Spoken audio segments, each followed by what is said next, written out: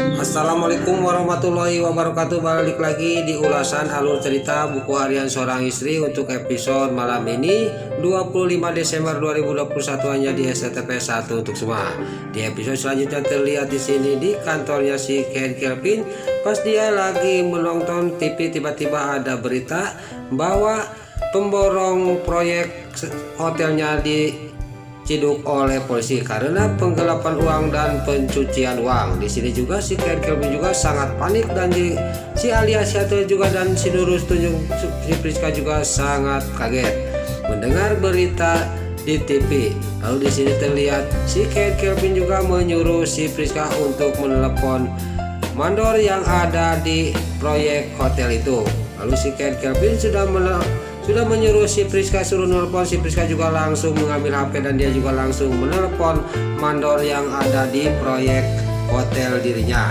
Lalu di sini mandor itu juga dia mengatakan kepada si Priska semuanya bahwa memang benar di proyek ini banyak masalah, kata mandor itu kepada si Priska. Lalu si Priska juga sudah menutup telepon sama mandor, dia juga langsung ngomong kepada si Alia si Ledatel. Terjadilah di sini cekcok antara si Alia Siatel sama si Nurul Tunjung si Priska saling salahin. Lalu si Priska juga ngomong lagi kepada si Alia Siatel, inilah gara-gara kita mengurusi dendam terus kepada orang lain, akhirnya kita kena batunya, proyek kita mengenai masalah, kata si Nurul Tunjung si Priska. Lalu si Ken Kelvin lagi ngobrol sama si Priska dan si Alia Siatel sangat kaget, tiba-tiba datanglah Pak Arman. Lalu si Priska juga langsung dia berdiri, dia langsung menghampiri Pak Arman. Di sini si Alia Siatel juga menenangi Pak Arman, tapi Pak Arman sangat geram kepada si Nurul Tunjung si Priska. Sudahlah Priska, jangan banyak ngoceh, saya sudah kesal dengan bekerja sama-sama perusahaan kamu. Sekarang kembalikan uang saya, kata Pak Arman kepada si Nurul Tunjung si Priska. Lalu si Pak Arman juga dia ngomong lagi kepada si Ken Kelvin, dan juga Kelvin, kamu saya kasih waktu 24 jam, uang itu harus kembali ke tangan saya, kata Pak Arman. Kalau tidak kamu tahu akibatnya, masalah ini akan saya bawa ke jalur hukum, kamu pasti mendekam di penjara, kata Pak Arman kepada si Alia Siatel sama si Ken Kelvin dan si Nurul Tunjung si Priska. Lalu Pak Arman juga dia pergi dari kantornya si Ken Kelvin. Lalu si Ken Kelvin juga dalam batinnya, saya harus bikin alasan apa saya minggat dulu dari Jakarta, kata batinnya si Ken Kelvin.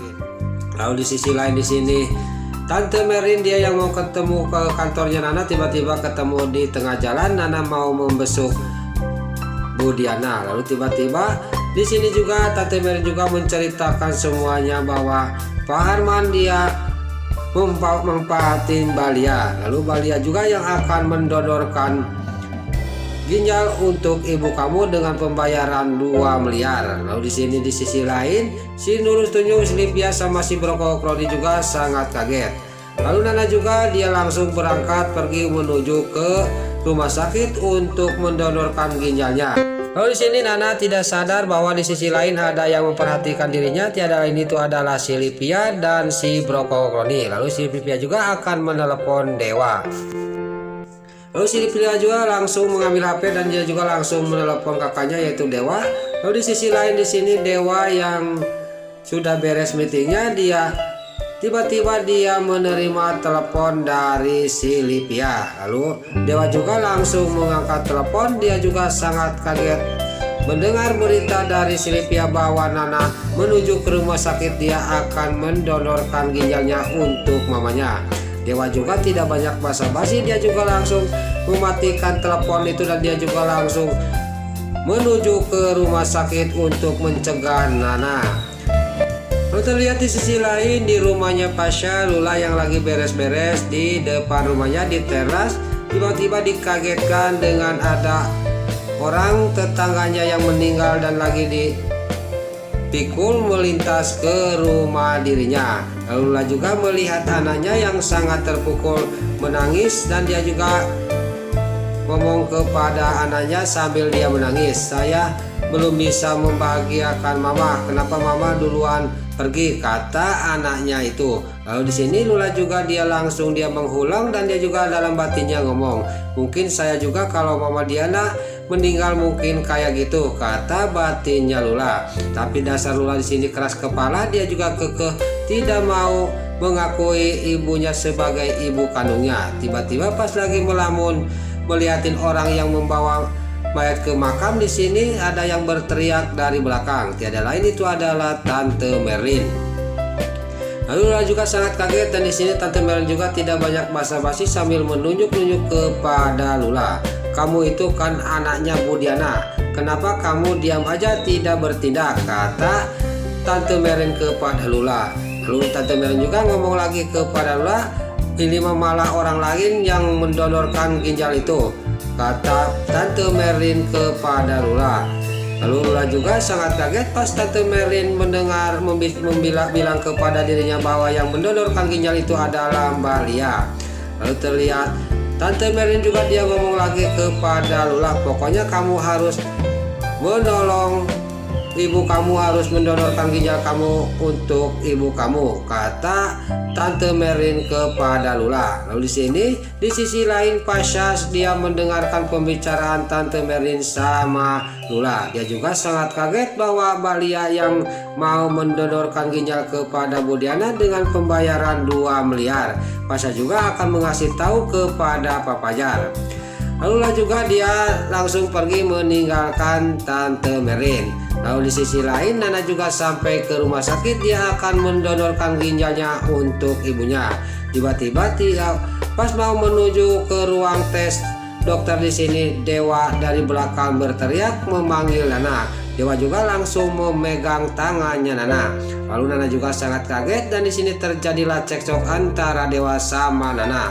Tiba-tiba pas lagi cekcok datanglah Pak Arman. Lalu Pak Arman juga sangat geram kepada Dewa. Kamu apa kamu kesini, kata Pak Arman kepada Dewa. Terjadi lagi cekcok antara Pak Arman sama Dewa. Dan Pak Arman juga dia menjelek-jelekan kepada Nana. Kamu itu dasar anak durhaka, tidak mau berbakti kepada orang tua. Kamu akan menyesal di kemudian hari kalau ibu kandung kamu kenapa-napa, kata Pak Arman kepada Nana. Nana juga menjawab, Pak Arman salah, saya kesini itu akan mendonorkan ginjal untuk mama saya, kata Nana kepada Pak Arman. Lalu pas Nana ngomong kayak gitu, Dewa juga sangat kaget dan dia juga langsung geram kepada Nana. Kamu itu apa-apaan? Terjadilah di sini Nana juga cekcok sama Dewa. Dewa juga tidak mengizinkan kepada Nana untuk mendonorkan ginjal untuk ibunya. Lalu Nana juga dibawa pergi dari rumah sakit menuju ke rumahnya karena Nana nekat dia mau mendonorkan ginjal untuk mamanya. Lalu terlihat di sini Dewa sudah pergi, Pak Arman juga dia kepikiran dengan omongannya Dewa dan Nana bahwa dia akan mengasih tahu Pak Fajar. Pasti Pak Fajar akan menggagalkan rencananya Mbak Lia untuk mendonorkan ginjal untuk istrinya. Nah, itulah ulasan alur cerita buku harian seorang istri untuk episode malam ini 25 Desember 2021 hanya di SCTV 1 untuk semua. Sebelum Mimin pamit, yuk kita doakan para pemain dan kru BHSI semoga diberi kesehatan, dan jangan lupa kita doakan sinetron buku harian seorang istri semoga bisa bertengger di rating nomor 1. Amin. Dan juga sebelum Mimin pamit, bagi dulur-dulur, mama, tante-tante, bunda-bunda dimanapun Anda berada yang baru bergabung dengan channel ini, jangan lupa tekan tombol like, komennya, dan subscribe-nya. Dan jangan lupa nyalakan lonceng notifikasinya juga ya guys. Sebelum Mimin pamit, Mimin mohon maaf kalau ada salah-salah kata dan kata-kata Mimin bae lolobati soledad karena Mimin tos kabuda, Mimin mohon maaf. Sekarang Mimin pamit. Wassalamualaikum warahmatullahi wabarakatuh. Salam sehat selalu dimanapun Anda berada. Terima kasih.